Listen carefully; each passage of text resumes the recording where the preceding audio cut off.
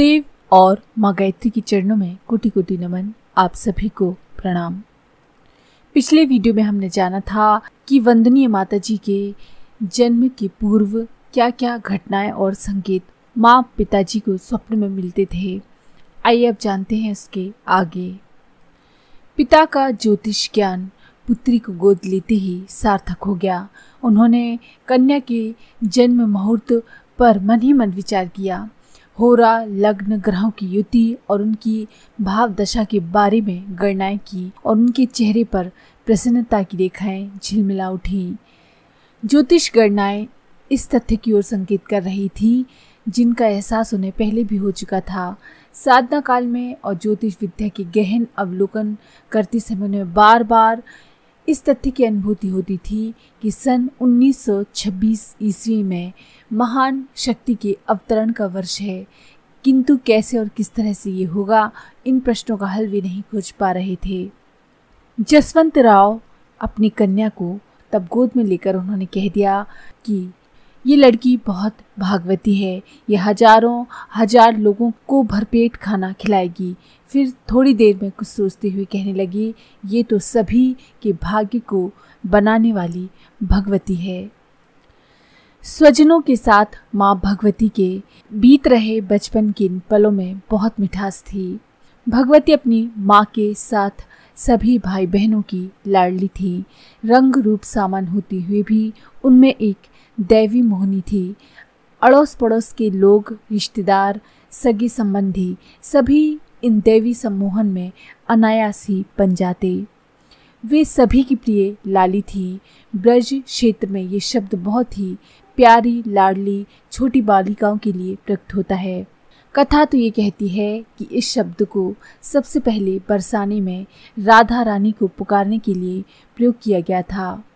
भगवती को यही संबोधन मिला था।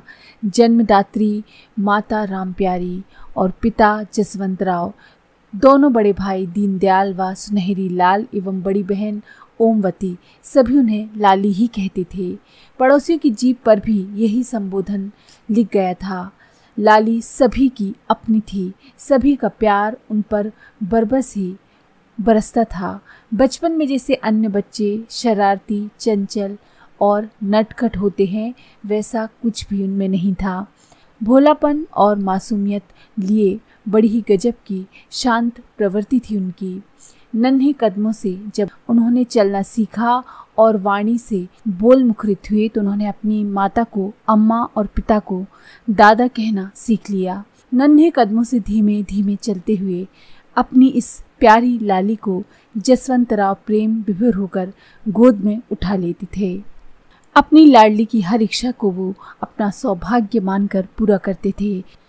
काल के रथ पर सवार भगवती का बचपन अपने चतुर्दिक वातावरण में जीवन के मधुर संगीत सृष्टि करता हुआ आगे बढ़ रहा था। तभी इस मधुरता में अनायास विषाद का रव गूंज गया। जन्मदात्री माता अपनी प्यारी लाली को केवल 4 वर्ष की अवस्था में छोड़कर परलोक जा बसी। बीमारी इस दैव की क्रूरता का माध्यम बनी। भगवती के बाल नेत्रों में आंसू छलक उठे। नन्हे से दिल में भावनाओं का ज्वार तड़प उठा। मात्र विछोह के पल उनके लिए बड़े ही दारुण थे। 4 वर्ष की छोटी सी बच्ची के लिए तो माँ ही सब कुछ होती है, वही माँ ना रहे तो। लेकिन सच तो सच था। अपनी माता की याद में उन दिनों वो काफ़ी रोई, पर इस करुण दशा में भी उनकी आंतरिक चेतना जागृत, सक्रिय और सचेतन बनी रही।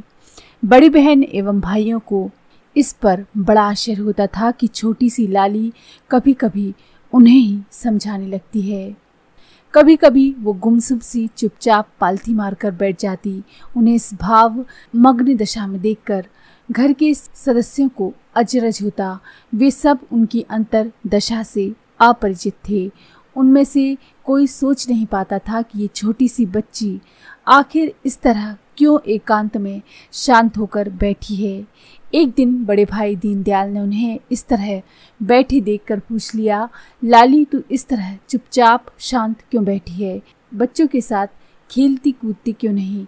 तुझे देखकर तो ऐसा लगता है कि तेरे सिर पर सारी दुनिया का भार है।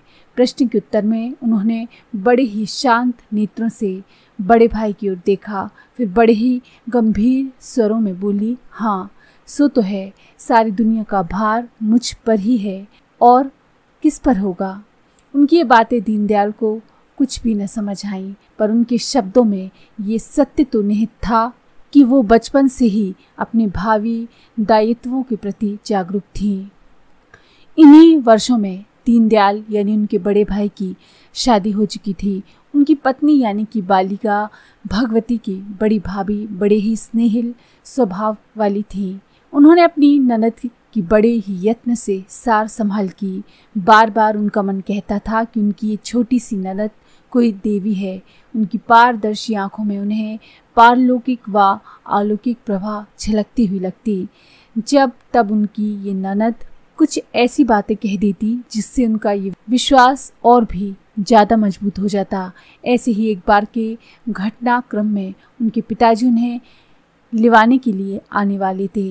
15-20 दिन पहले इस आशय की चिट्ठी भी आई थी जिसमें उन्होंने आने की सुनिश्चित तिथि लिखी थी, पर उस तिथि को वो आ नहीं सके।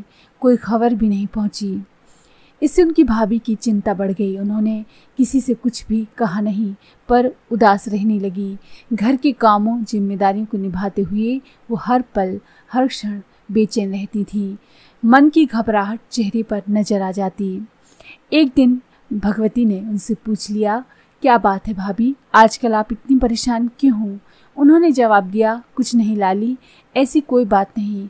भगवती ने हल्के से मुस्कुराते हुए कहा, बात तो है भाभी, कहो तो बता दूं। फिर धीरे से गंभीर स्वर में बोली, आप इसलिए परेशान हो ना क्योंकि आपके पिताजी नहीं आए, लेकिन आप अब ज़्यादा परेशान ना हो।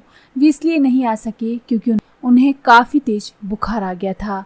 चिट्ठी उन्होंने लिखी थी पर वो समय से पहुंच ना सकी, पर आज वो चलने की तैयारी कर रहे हैं। कल यहाँ पहुंच जाएंगे। जहाँ तक चिट्ठी की बात है वो आज ही आपको मिल जाएगी। अपनी छोटी सी ननद की बातों को सुनकर उन्हें बड़ा आश्चर्य हुआ, क्योंकि उन्होंने तो घर में किसी को भी अपने मन की बातें नहीं बताई थी। यह आश्चर्य तब और बढ़ गया जब सचमुच ही दिन में डाकिया आकर चिट्ठी पहुंचा गया। चिट्ठी में वही सब बातें लिखी थी जो उन्हें लाली ने बताई थी। दूसरे दिन उनके पिताजी उन्हें लेने आ गए। पिताजी ने घर परिवार के अपने स्वास्थ्य के जो समाचार बताए वे सब वही थे जो उनकी प्यारी सी ननद पहले ही बता चुकी थी। उन्होंने भी अपने ससुर की तरह इस बात पर पक्का विश्वास हो गया कि उनकी ननद में सचमुच ही कोई दैवी शक्ति है। उनके हृदय में अपनी इस ननद के लिए प्यार तो पहले से ही था, अब सम्मान और श्रद्धा का भाव भी जग गया। वंदनीय माता की आंखों में बचपन से ही पारलौकिक और अलौकिक सत्य नजर आ जाते थे। तो यदि आपको ये जानकारी पसंद आई हो तो प्लीज़ लाइक करें, शेयर करें, सब्सक्राइब करें और बेल के आइकन पर क्लिक करके ऑल पर क्लिक करना ना भूलें।